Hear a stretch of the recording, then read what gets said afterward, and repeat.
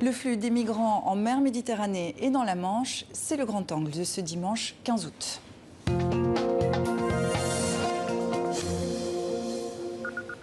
Le nombre de migrants morts en mer en tentant de rejoindre l'Europe a doublé en un an. Au moins 1146 personnes ont perdu la vie au premier semestre 2021.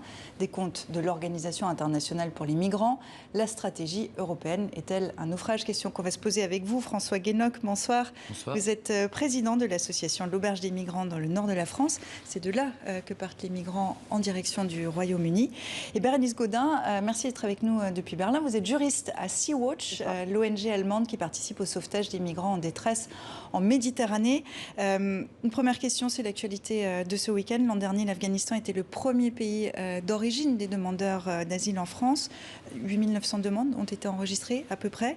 Les talibans sont en pleine reconquête. Est-ce que vous attendez une arrivée de migrants dans les prochaines semaines ? Oui, il est probable qu'un certain nombre d'Afghans, notamment ceux qui ont coopéré avec les autorités occidentales, peut-être ceux aussi qui craignent à divers titres le gouvernement des talibans, effectivement, on sait déjà qu'ils quittent l'Afghanistan, et effectivement, il est probable qu'on va en retrouver, et j'espère qu'on va en accueillir également en Europe. Alors justement, sur la question de l'accueil, cette question divise l'Europe. Bérénice Gaudin, la France a fait le choix vendredi, tout comme l'Allemagne, de suspendre les expulsions de migrants vers l'Afghanistan. Est-ce que c'est une bonne chose ? Est-ce que c'est une bonne chose ? Donc c'est vrai que nous, en tant qu'organisation de sauvetage en mer, c'est bien sûr c'est que la situation actuelle en Afghanistan est tout à fait instable et donc bien sûr que c'est une bonne chose. Mais ce qu'il faut surtout regarder, c'est que ce que cela va signifier, donc ce dont vous parliez actuellement, que nous attendons à une recrudescence de personnes et que l'Union européenne, les États membres de l'Union européenne vont continuer, donc notamment en mer Égée, à expulser collectivement des personnes, donc notamment par le biais de Frontex, vers la Turquie. Donc cela veut dire encore plus de violations des droits de l'homme, encore plus de personnes dans les camps comme Moria, et la migration. Donc voilà, c'est ce à quoi nous devons nous attendre en réalité avec cette situation en Afghanistan. François Guénoc, la France n'est qu'un point de passage pour les Afghans. Vous le constatez, vous, dans le nord de la France, pas très loin du Royaume-Uni ? Oui, tout à fait. Aujourd'hui, on peut estimer à peu près à 2000 personnes le nombre des personnes qui sont sur Calais, Grande-Synthe et un petit peu partout sur le littoral. Leur objectif, effectivement, ils sont là pour traverser la Manche. La raison pour laquelle ils sont tous à Calais, c'est qu'évidemment, c'est le point le plus proche de l'Angleterre. Et on a assisté à un excellent taux de réussite, on va dire, des tentatives de traversée, ce qui, évidemment, peut qu'attirer des personnes pour lesquelles peut-être la Grande-Bretagne n'est pas un paradis rêvé, mais pour lesquels c'est en général plutôt la dernière chance. Parce qu'ils ne souhaitent pas rester en France. Voilà. En général, c'est parce qu'ils n'ont pas été accueillis en Europe continentale. On leur a refusé l'asile, ou bien on leur dit vous avez des empreintes digitales en Grèce, en Italie, retournez là-bas, demandez l'asile. On a aussi pas mal de gens qui ont eu des papiers pour quelques années et des papiers qui n'ont pas été renouvelés. Et quelque part, la Grande-Bretagne, c'est la dernière chance pour eux. Et on va voir pourquoi, dans un instant, il y a de plus en plus de traversées cet été. Vous allez nous expliquer pourquoi. Le point de passage vers le Royaume-Uni, c'est donc la Manche. On embarque à bord d'une vedette de la gendarmerie nationale de Calais avec Oumi Diallo. Quand la ville s'éveille, la brigade nautique de la gendarmerie nationale de Calais prend la mer.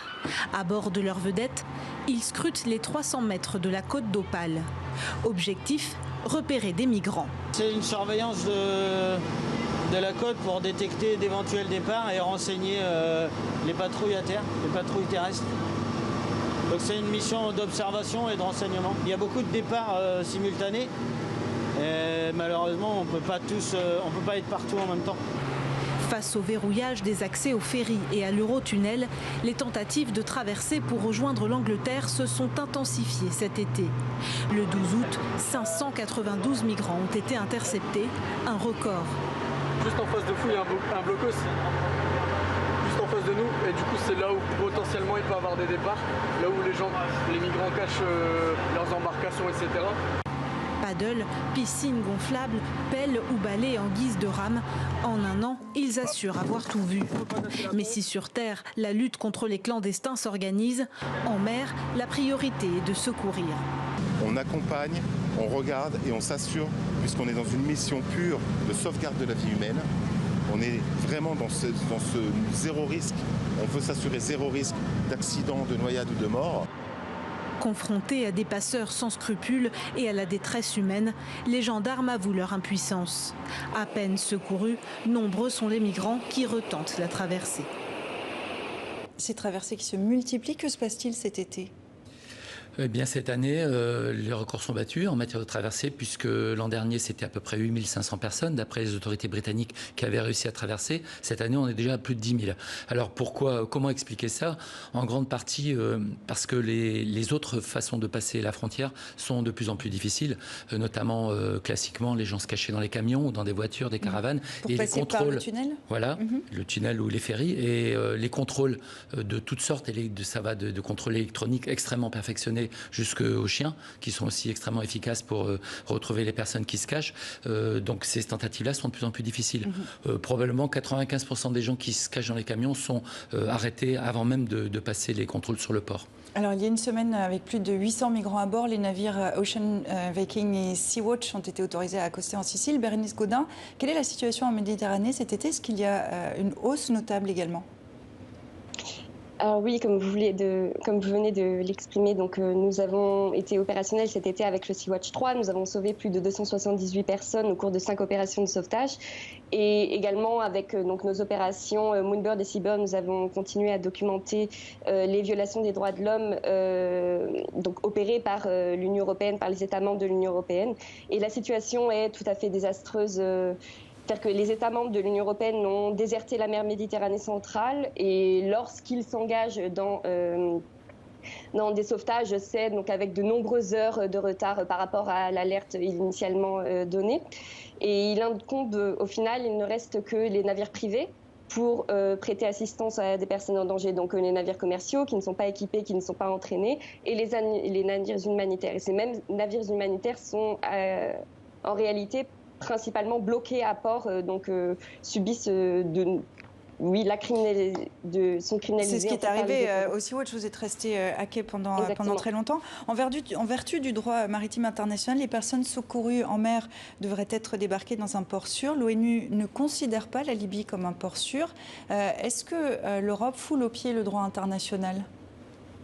Mais complètement. Donc, comme vous venez de l'exprimer, donc il y a cette donc obligation d'un point de vue maritime, donc de prêter assistance à toute personne en danger. Et également, les États doivent respecter les droits des droits de l'homme. La Libye n'est pas un port sûr. Et l'Italie a notamment été condamnée en 2012 pour avoir débarqué donc environ 200 personnes en Libye. Et ce qu'on observe, c'est donc une intensification.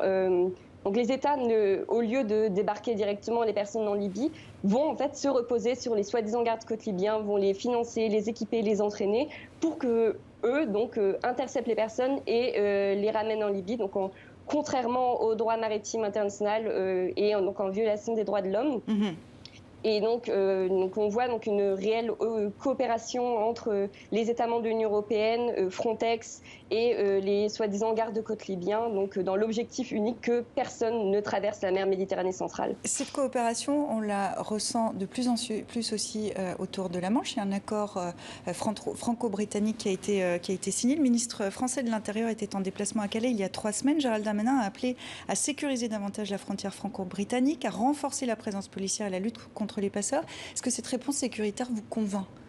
Est-ce que fermer une frontière, ça suffit à... Aucune frontière n'est infranchissable et les chiffres qu'on peut trouver dans les médias et les chiffres officiels montrent qu'effectivement, la Manche n'est pas du tout infranchissable.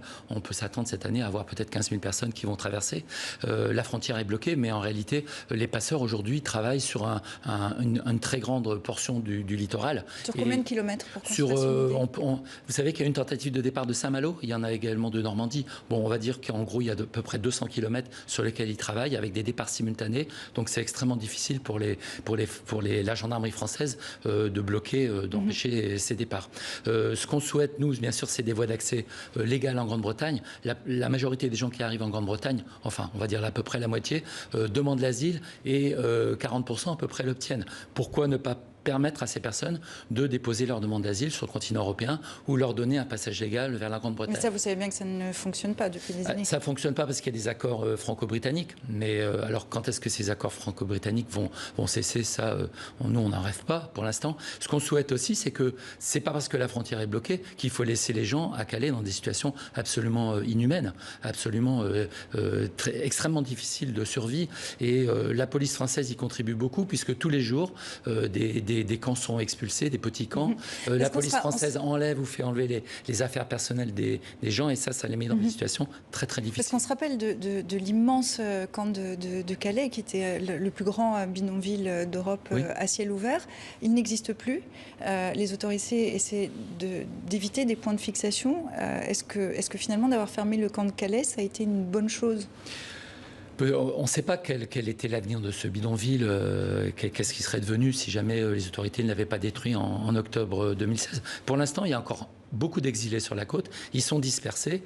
Les conditions de survie étaient finalement moins mauvaises dans ce grand bidonville qu'elles le sont aujourd'hui. Merci beaucoup à vous deux, Bérénice Gaudin. Merci d'avoir été avec nous depuis Berlin pour Sea-Watch, juriste à Sea-Watch. Et merci beaucoup François Guénoc, l'auberge des migrants dans le nord de la France. Merci beaucoup. Merci.